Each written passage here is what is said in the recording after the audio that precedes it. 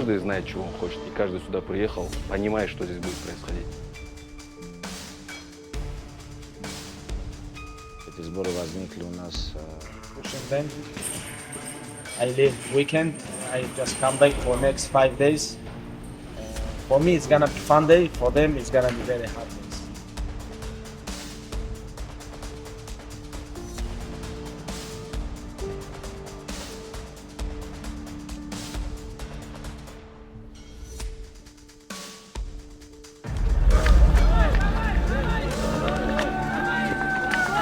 Молодец, молодец. Жульничать начал. Я сделал, что ты сделал, сейчас сделаю.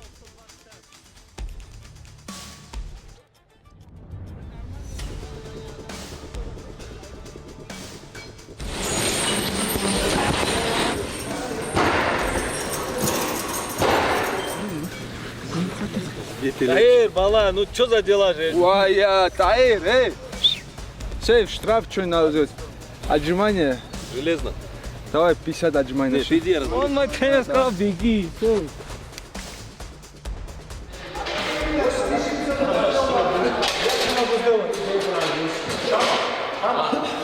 Босиком специально босиком брать, чтобы не подскользнулась нога случайно. Даже в носках нельзя.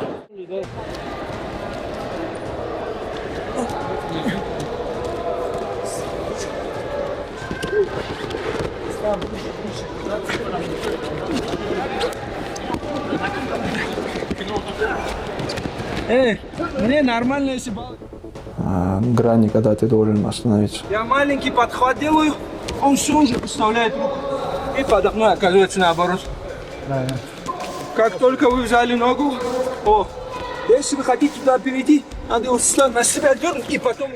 Некоторые элементы добавили, там бег был у нас, еще некоторые задания, чтобы увеличить вообще выносливость.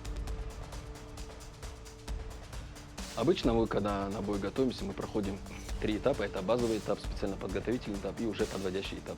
On the Joe Rogan podcast, the conversation makes it clear that Islam is dominant at any weight class, and a huge part of that traces back to his Dagestani training environment. That camp doesn't just prepare fighters, it forges them into something on a completely different level from everyone else. Islam Makhachev.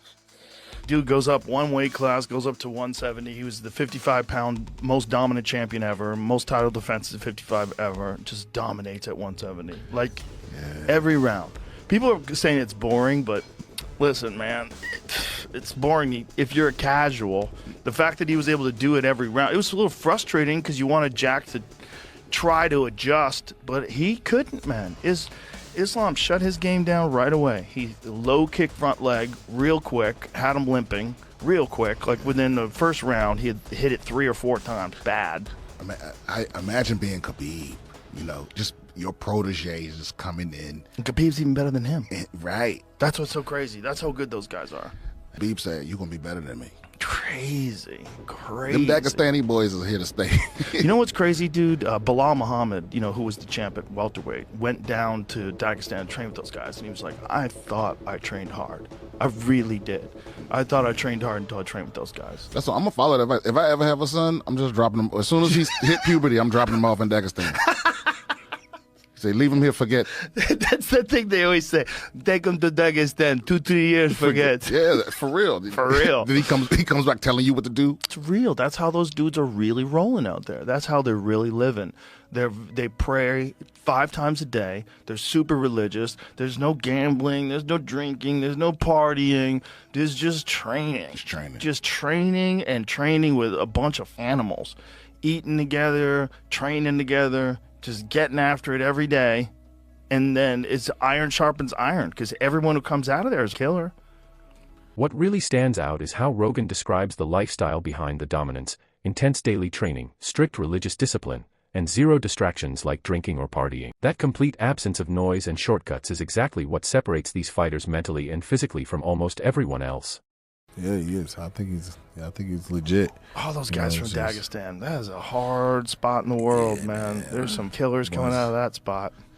I mean, they hungry. Yeah. They're hungry. They got a lot to fight for. They got a lot to fight for, and a lot of those guys, I think they have this advantage in that they're very religious. So with their Islamic religion, they don't drink, they don't party, no girls, no nothing, just food and training and fights. And that focus, I know, Jamal's like, what?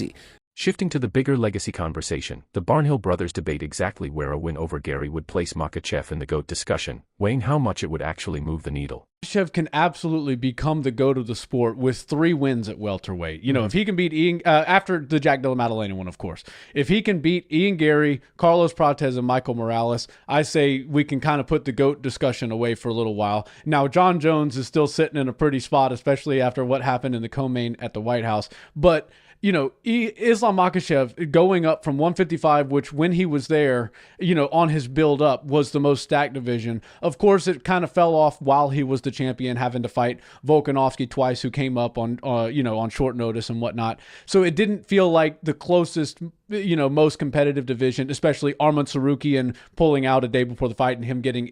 On the undercard front, MMA pros express real excitement about a potential Carlos Prates versus Michael Morales matchup, calling it a premier #1 contender fight that would add serious value to the overall card. What Michael Morales brings. We, of course, know what Carlos Prates brings. We saw what he did with Jack Della Maddalena.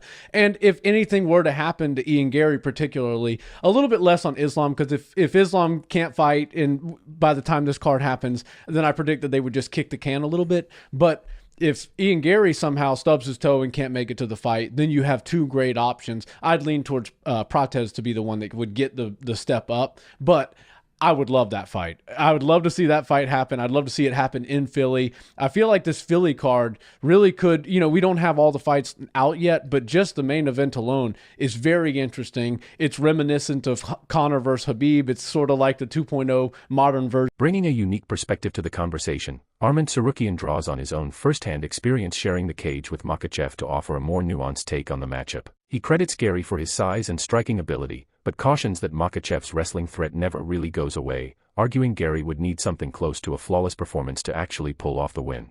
Garry, Islam Makhachev. Islam Makhachev, too tough for Garry. Garry has a good striking. I think on the striking, Garry make problem for Islam, but Islam has a good timing of takedown. He's gonna take him down and most likely submit round number 3.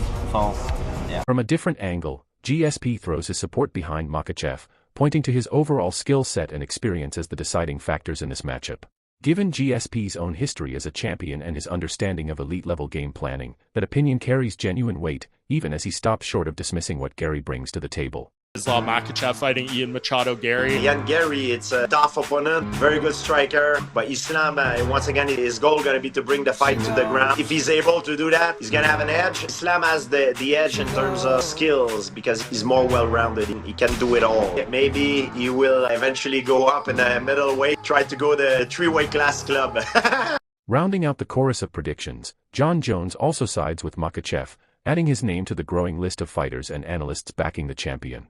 As someone frequently regarded as one of the greatest to ever compete in the sport, his endorsement stands out, though it lines up with the broader consensus given how dominant Makhachev has looked throughout his career.